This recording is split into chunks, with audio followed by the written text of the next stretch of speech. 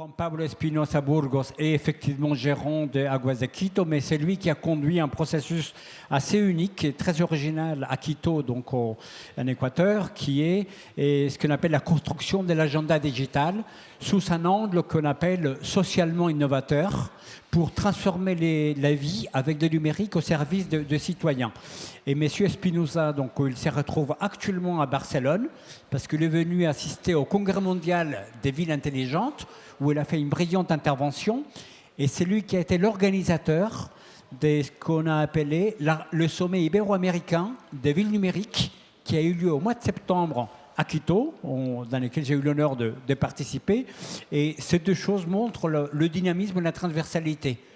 Et comment il a nagé de l'eau jusqu'à la ville numérique C'est la particularité justement de cette génération qu'on appelle des personnalités qui comprennent la complexité à l'échelle de la ville, qui est avant tout être capable d'être en transdisciplinarité pour pouvoir donc aborder les problématiques de la ville d'une manière donc systémique et non pas en mode silo vertical.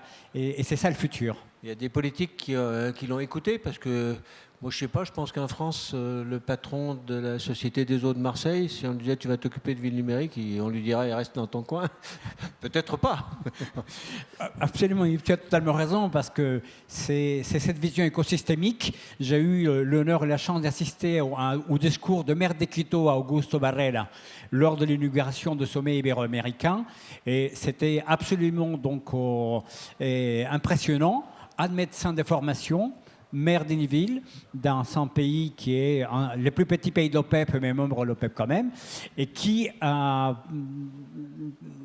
fait un discours totalement orienté sur la systémique, sur l'interdisciplinarité, sur la transversalité et sur le besoin de voir global en agissant localement, ce qu'on appelle le local. Voir dans cette globalité, être transverse et appliquer localement dans sa ville pour la transformer. Et donc, je pense qu'aujourd'hui, l'écosystème de Quito, avec Anne-Mère et une équipe municipale, est à l'image de Juan Espinosa qui, lui, justement, est capable de passer de l'eau au numérique, du numérique au service urbain et continuer à proposer tous les jours une capacité avec du brassage international. Comment ça se passe avec les habitants? Parce que quand vous avez des pionniers comme ça, parce qu'on peut dire que ce sont des pionniers, quand même, en Europe on en a heureusement aussi, mais je ne suis pas sûr qu'on en ait comme ça, des gens qui sont autant à la pointe. Comment ça se passe avec la société elle-même, que je dirais avec les citoyens, avec les citadins? Ils suivent aussi Tout à fait. Ou ils traînent la patte, comme on dit? Ta question est fondamentale parce que les processus de transformation qui vit donc au Quito, c'est fait au sein, je dirais, de l'Équateur avec une démocratie qui est arrivée. Et ce qui est intéressant, et peut-être qu'il va nous le dire, la mairie de Quito a formé 52 fonctionnaires de la ville pendant un mois, uniquement à pouvoir, à partir de leurs responsabilités publiques, avoir la capacité de s'intéresser de manière transverse à ce qui s'est fait au niveau de l'équipe municipale.